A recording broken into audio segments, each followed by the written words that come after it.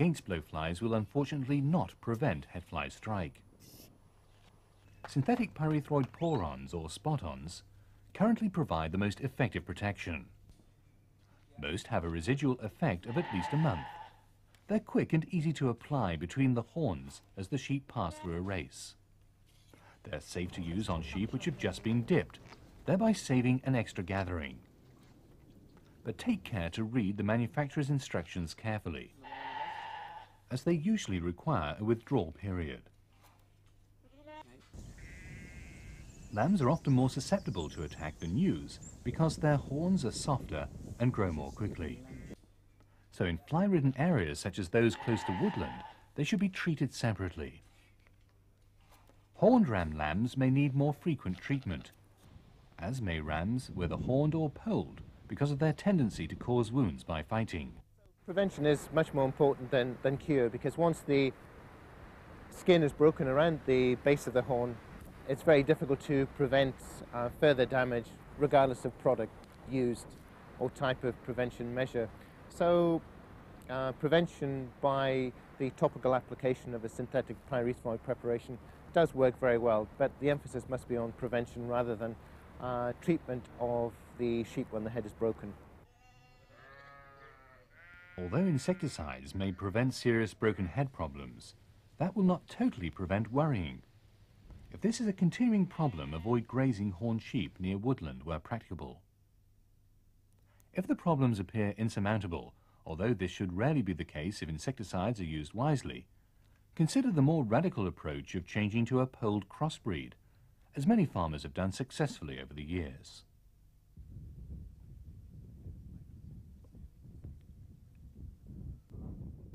Treatment in the first instance should be with a soothing antiseptic cream or powder containing an insecticide.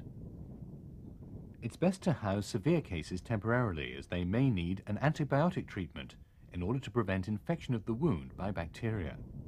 Just as with blowfly strike, don't make the mistake of applying either a dip, a disinfectant, or an antiseptic solution to an open wound.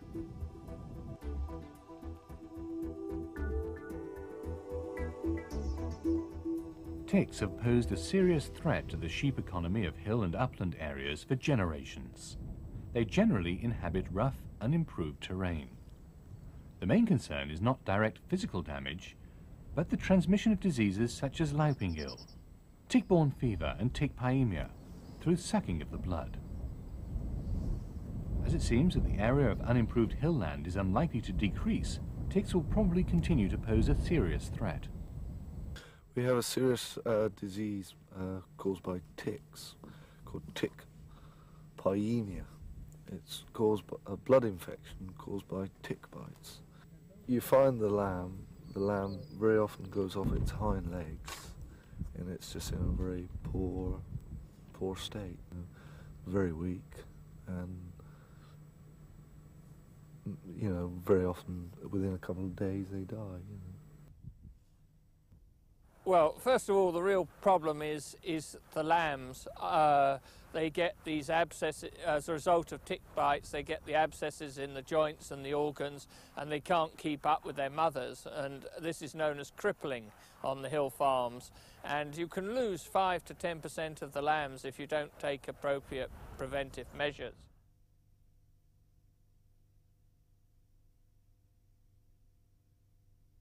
Ixodes rucinus, the only tick to threaten sheep in Britain, is known as a three-host tick. This is because during the 3 years of its life, it must find a warm-blooded animal once each year from which to take a blood meal. Larvae must take a blood meal in order to develop into nymphs. Nymphs take a blood meal around a year later in order to develop into adults. And the adult female takes a blood meal after a further year in order to produce and lay several hundred or even thousands of eggs, after which she dies. Ticks are mainly active when the weather warms up in the spring, but there is an occasional tick rise in the autumn. They leave the thick vegetation where they spend most of their lives resting, climb up to the tip of the herbage, and await a passing animal on which to cling. This rather hit-and-miss affair is known as questing. If unsuccessful, the tick will return to the vegetation in order to avoid drying out. It tries again several more times until it either succeeds or fails through lack of energy. For this reason, few ticks remain active during the summer months, except in the colder northern hill areas where the threshold temperature for tick activity isn't reached until later in the summer. In the wetter, warmer western areas of Britain, there's often a second tick rise in the autumn, because of a small separate population of ticks which don't digest their blood meal until the following summer. Active ticks cling on to the passing host sheep wherever they can, but attach mainly to the head and legs and areas of skin underneath the animal. Adult ticks often then move to the neck, the area between the forelegs or chest wall, or the groin.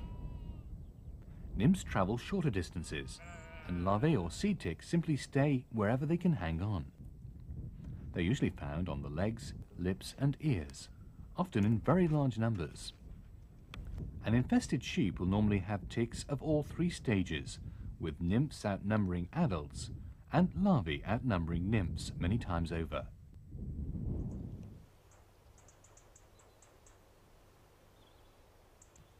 Although adult ticks can also be found on cattle, deer, grouse and hares, in most situations around 95% of adult ticks take their blood meal from sheep. This means that sheep numbers largely govern the prevalence of ticks. The adult female clings firmly to the host by embedding a gruesome-looking mouthpart called the hypostome, with backward-pointing barbs into the flesh. She then drinks up to 2 milliliters of blood and tissue fluids which pool around her hypostome. Once engorged, the ticks fall off their host and crawl into the mat of vegetation close to the soil to start the cycle again. The adult female is mated several times by the male whilst feeding on the host. When engorged, she then crawls off and falls to the ground, and rests for several weeks in decaying vegetation close to the soil. She then takes a further month to lay her eggs deep in the vegetation.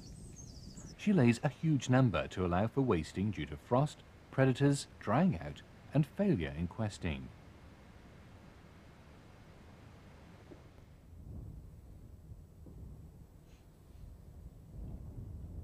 On a heavily infested hill, it's easily possible for a ewe to play host to up to 1 million ticks during her lifetime. In spite of this, the physical loss of blood is rarely a problem, as most are first and second year ticks, which only take a minute amount. Although ticks can be discouraged by the destruction of their favoured habitat through land improvement, control is generally through protection rather than eradication. The tick problem has increased in the last few years quite a lot. One of the reasons we think it could be is years ago the commoners used to do the burning themselves, and they used to burn big areas. Now, the Contact Warden Service, they still burn. The commoners cannot do it themselves because of the insurance, but because the contacts are an SSSI, English nature dictate that only small areas can be burnt at any one time, and only so much a year. So now some areas of dense bracken are sprayed, and sort of, whereas ticks, a good fire, hill fire would kill ticks, you know, they obviously live through the sprayed areas. The best approach is to use either an organophosphate or synthetic pyrethroid dip, or an SP poron early in the year to protect against the spring tick rise, and also in the autumn in some western areas for the reason we explained earlier. Well, I think the pyrethroid porons have made a great difference. Before then, the traditional method was dipping the sheep just before lambing and then dipping the lambs, and it's no fun at all to dip heavily pregnant sheep. But by and large, the boron treatment is effective, and we're not looking for total elimination of ticks. A certain level of tick infestation infers red water protection in cattle. So you're not looking for total protection, you're looking for prevention of crippling. Some products can protect adult sheep for about 8 weeks. Lamb protection is less persistent because the chemical is gradually spread over a larger area as the lamb grows. If louping ill occurs in the flock because ticks are infected with the virus, vaccination will be necessary as a preventative measure. Take care always to protect any sheep which are exposed to tick-infested grazing for the first time. And also avoid moving infested sheep to a clean area or to a clean flock without treating them first.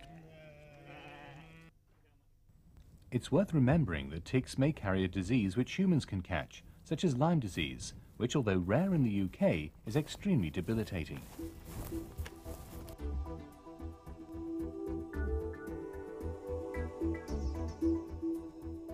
Lice, the most common form of which is Damalinia ovis, are small brown wingless insects measuring around 2 millimeters in length.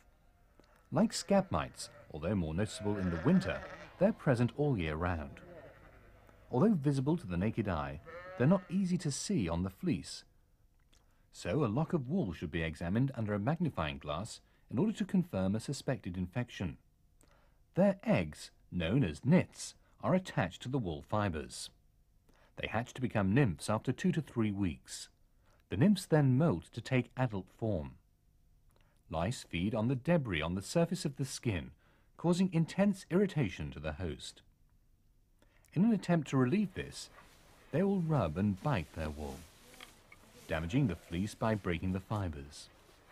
The fleece is also fouled by lice feces.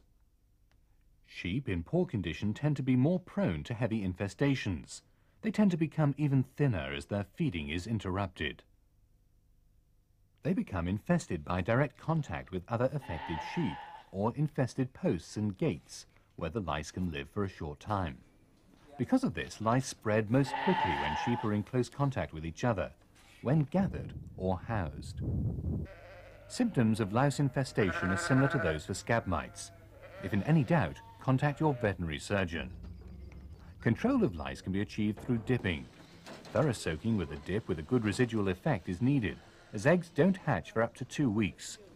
Effective protection against lice is usually provided by thorough dipping for other ectoparasites. Suitable spot-on and pour-on products are very effective. They take a month or so to clear a sheep of lice, owing to the time taken for the chemical to spread over the body surface, but their residual effect can last for several months. If a sheep shed has been infested with lice, it should be left empty for at least 2 weeks.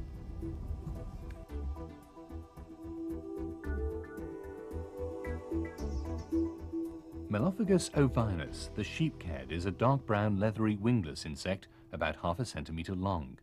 A bloodsucker, it spends its whole life on the sheep.